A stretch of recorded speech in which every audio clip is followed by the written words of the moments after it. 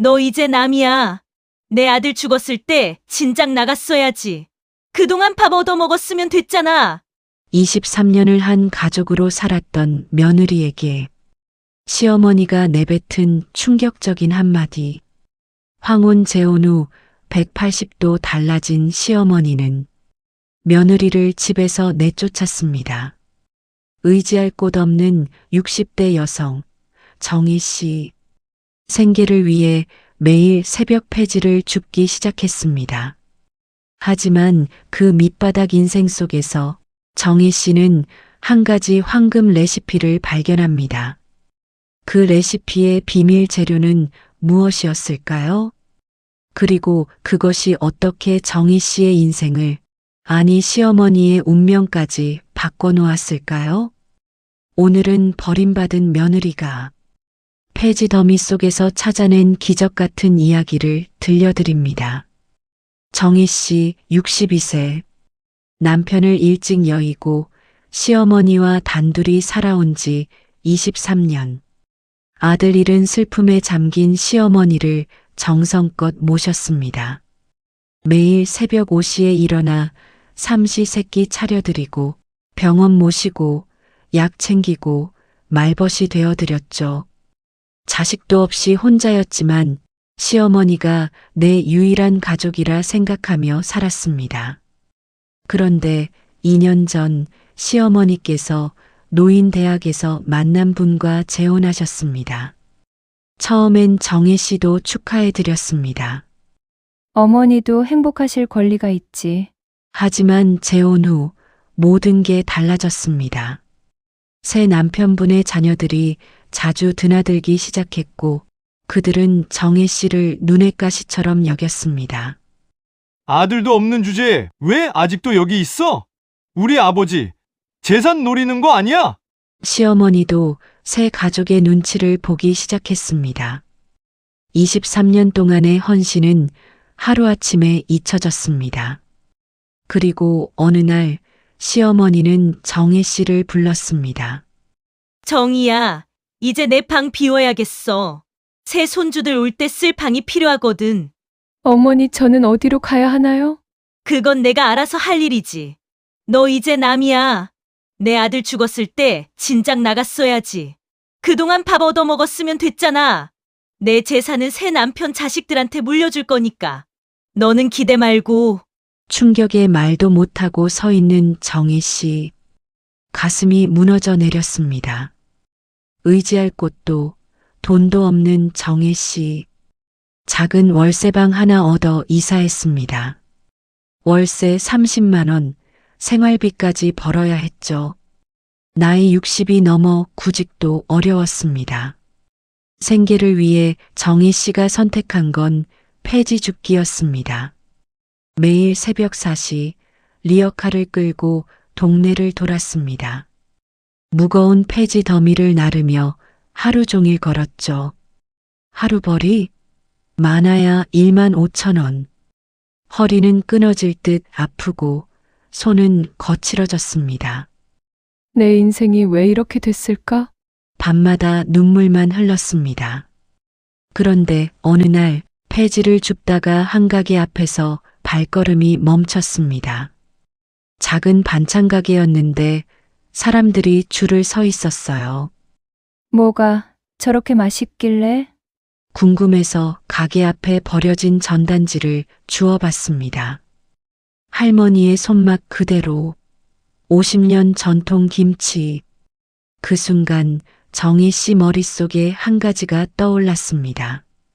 정희 씨의 친정 어머니는 작은 반찬 가게를 운영하셨습니다.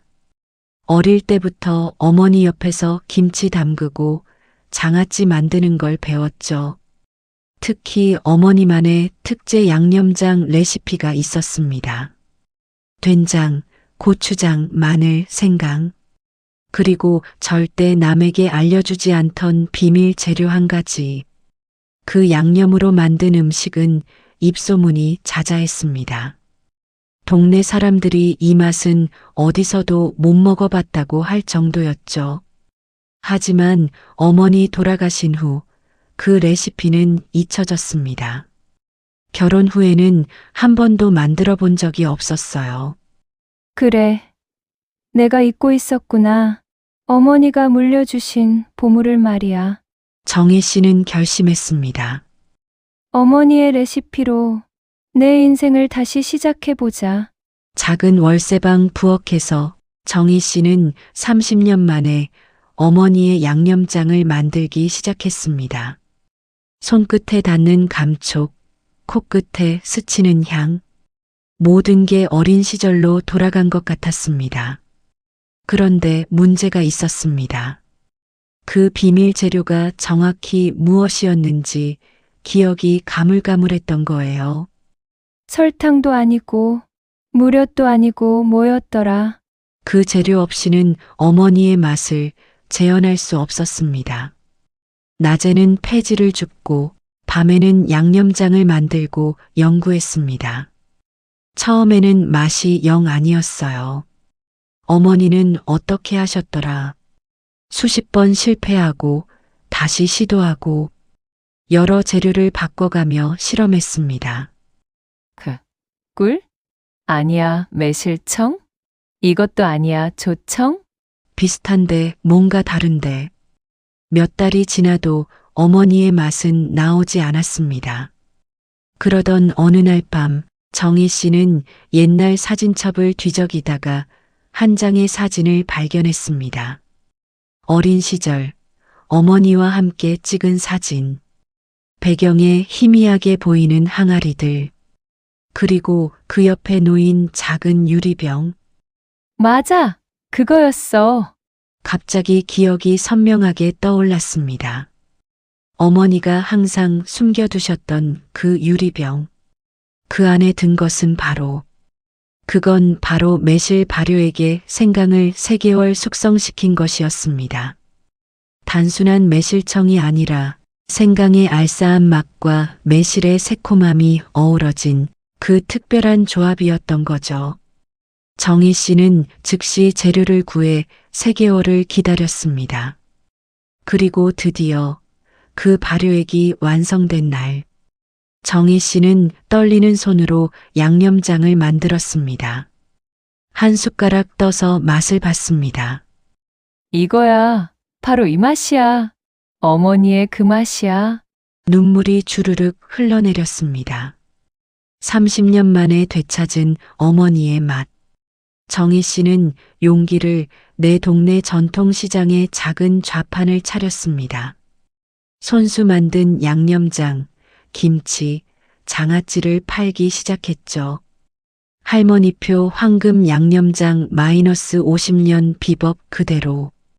처음엔 사람들이 거들떠도 안 봤습니다. 하루 종일 앉아 있어도 한 병도 안 팔리는 날이 많았죠. 그러던 어느 날 한 할머니가 지나가다 맛을 보셨습니다. 아이고, 이 맛이 옛날 우리 어머니가 만들어 주시던 그 맛인데, 이 깊은 맛은 도대체 뭐가 들어간 거예요? 정희 씨는 빙그레 웃으며 대답했습니다. 그건 비밀이에요. 어머니께 물려받은 소중한 레시피거든요. 그 할머니는 양념장 5병을 사가셨고 다음날 친구들을 데리고 다시 오셨습니다. 여기, 이 집 양념장 진짜 예술이야. 이런 맛은 처음이야. 입소문이 퍼지기 시작했습니다. 정희 씨의 좌판 앞엔 점점 사람들이 줄을 서기 시작했죠. 매출은 하루가 다르게 늘어났습니다. 1년 후 정희 씨는 시장 안에 작은 가게를 열었습니다. 정인의 할매 양념. 단골 손님들이 늘어나면서 백화점과 온라인 쇼핑몰에서도 입점 제의가 들어왔습니다. 방송에도 소개되었고 시니어 창업 성공 사례로 신문에도 실렸죠. 폐지 줍던 정희 씨가 이제는 직원 5명을 둔 작은 기업의 대표가 되었습니다. 더 놀라운 건 정희 씨의 변화였습니다. 밝아진 얼굴, 당당한 목소리. 나도 할 수 있구나. 나이는 숫자일 뿐이구나. 그 무렵 시어머니는 어떻게 되었을까요? 화려한 황혼 재혼으로 행복할 줄만 알았던 시어머니. 하지만 현실은 달랐습니다. 새 남편의 자식들은 시어머니를 진정한 가족으로 대하지 않았습니다. 우리 아버지 재산은 우리가 상속받을 거예요. 할머니, 용돈 좀 더 주세요. 아버지한테 말씀드릴까요? 새 남편마저 자식들 편만 들었습니다. 시어머니는 자신의 집에서도 눈치를 보며 살게 되었죠. 그때서야 시어머니는 깨달았습니다. 정희가 진짜 가족이었는데. 밤마다 후회가 밀려왔습니다. 23년을 자식처럼 모셔준 며느리를 왜 그렇게 차갑게 내쫓았을까? TV를 보다가 정희 씨가 나오는 걸 봤습니다. 성공한 기업인으로 인터뷰하는 모습. 시어머니는 울음을 터뜨렸습니다. 어느 날 정희 씨의 가게에 예상치 못한 손님이 찾아왔습니다. 바로 시어머니였습니다. 화려했던 옷차림은 온데간데 없고 어딘가 초라하고 수척해진 모습. 시어머니는 정혜 씨를 보자마자 눈물을 글썽였습니다. 정희야, 나 좀 용서해 줄 수 있겠니? 어머니, 내가 미안하다. 정말 미안해. 너를 내 딸처럼 사랑했으면서도 욕심에 눈이 멀어서 너를 버렸어. 지금 와서 보니 진짜 가족은 너였는데 새 가족들은 날 돈으로만 봐. 너처럼 진심으로 날 대해주는 사람은 없더라. 내가 이렇게 대단한 사람인 줄 몰랐어. 아니, 알면서도 인정하지 않았어. 너무 늦었지?